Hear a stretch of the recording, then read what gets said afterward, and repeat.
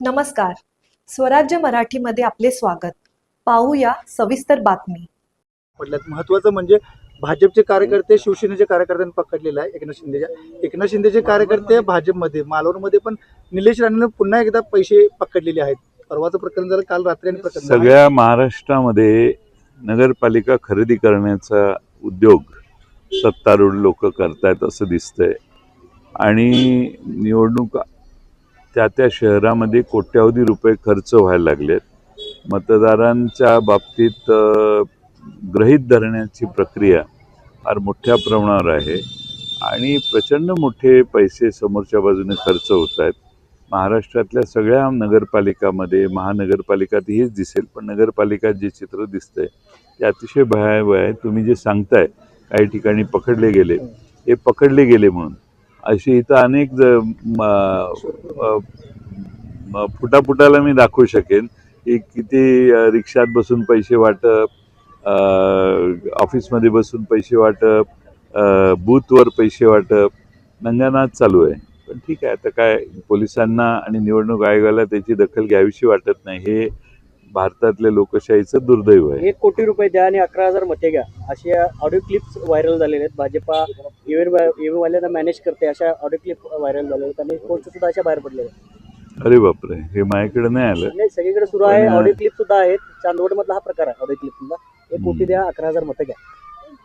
मग तर अतिशय गंभीर आहे. आणि हे जे EVM मशीन आहे त्याची चाचणी करायला निवडणूक आयोग, केंद्रीय निवडणूक आयोग कधी परवानगी देत नाही.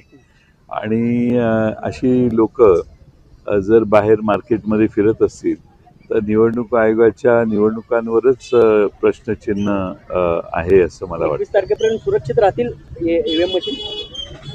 सुरक्षा बघण्याची जबाबदारी निवडणूक आयोगाच्याकडून आमची अपेक्षा आहे. पण आता आम्ही किती अपेक्षा त्यांच्याकडून करायच्या? त्यांची काही तयारी एका ठराविक लिमिटपेक्षा बाहेर जाऊन काही करण्याची दिसत नाही. त्यामुळं निवडणूक आयोगाने त्याच्या सुरक्षिततेची काळजी घेतली. बाहेरच्या पाहुण्यांना इस्लामपूरकर किंवा ईश्वरपूरकर स्वीकारतील असं वाटतंय? बाहेरच्या पाहुण्यांनी अनेक आश्वासन दिलेत, ते म्हटलं. मला नाही वाटत स्वीकारतील. मला खात्री आहे की उरण ईश्वरपूरमध्ये आमची सत्ता येईल, नगराध्यक्ष आमचा होईल. महाराष्ट्रात तशीच परिस्थिती आहे. आमचीच तिथं नगराध्यक्ष आणि मेजॉरिटी तिथं आमची निवडून येईल नगरपालिकेची. राज्यात जो का प्रकार बघता येईल पैशाचा असेल, सगळं हे सगळं सत्तेसाठी चाललेलं आहे. मग सत्ता घेऊन सत्ताचा दुरुपयोग होतोय का असं वाटतं? अर्थातच सत्तेपासून पैसा, पैशापासून पुन्हा निवडणुका, निवडणुकांपासून पुन्हा सत्ता, सत्तेपासून पुन्हा वेगळ्या वाम मार्गाचा अवलंब, हे रहाटगाडगं महाराष्ट्रात मागच्या काही वर्ष सतत चालू आहे. ईश्वरपूरबद्दल आपल्याला काय वाटतं?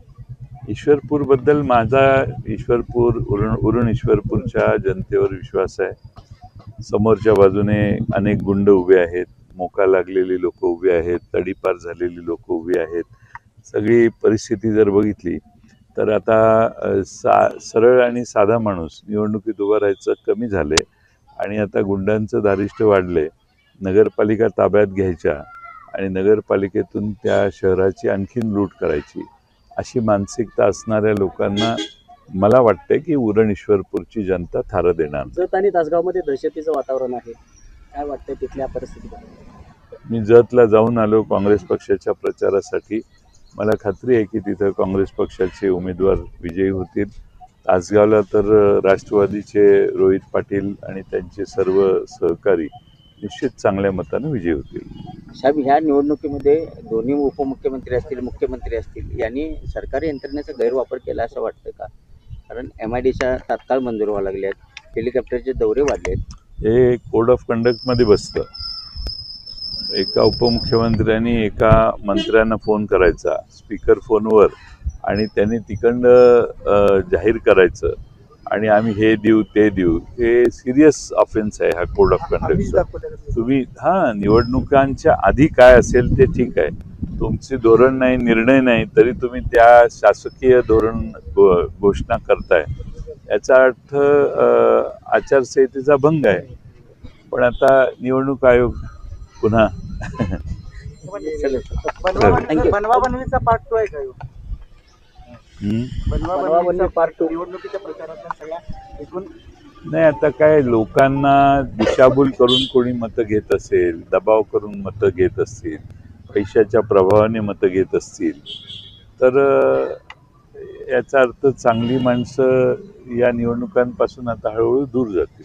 तुम्हाला ज्या पद्धतीनं कोंडीत पकडण्याचा प्रयत्न झाला अन्य पक्षांकडून, तर टायगर अभिजिंदा मला तुमचा dialogue कोंडीत नेहमीचा. मला कोंडीत नाही पकडलेलं, हा. मला कोणी नाही पकडलेलं. तरी सुद्धा तुमच्या मागे ताकद एवढी लागली सर्व पक्षांची, तुमचा पराभव कसा व्हावा ते इथे? लावणारच ना. ते आता आपण त्यांनी ताकद लावू नये अशी अपेक्षा कशी करायची? ते त्यांचं ते काम करतील. नाही, बरेच पण मतदारसंघ माझा होते. विश्वास आहे या तालुक्यातल्या जनतेवर, मला पूर्ण ताकद ते देतात नाही. बरेच मतदारसंघात होतो पण ते मतदारसंघ सोडून मुख्यमंत्री इथंच या मुख्यमंत्री ठिकाणी आहेत. सभा तुमच्याच- घेणं कितपत योग्य वाटतं आपल्याला? आणि ते तो- पण तुम्ही म्हणताय गुंड ते सगळे इथेच आहेत आणि इथले लोक आता मुख्यमंत्री ज्या प्रचार सभेला आले त्या स्टेजवरच 6-7 उमेदवार असे होते की ज्यांच्यावर 2 वर्षापेक्षा जास्त शिक्षा होईल असे गुन्हे नोंद आहेत आणि कारवाई चालू आहे. स्वराज्य मराठी, बातमी नाही जबाबदारी. चॅनलला लाईक करा, शेअर करा आणि सबस्क्राईब करा.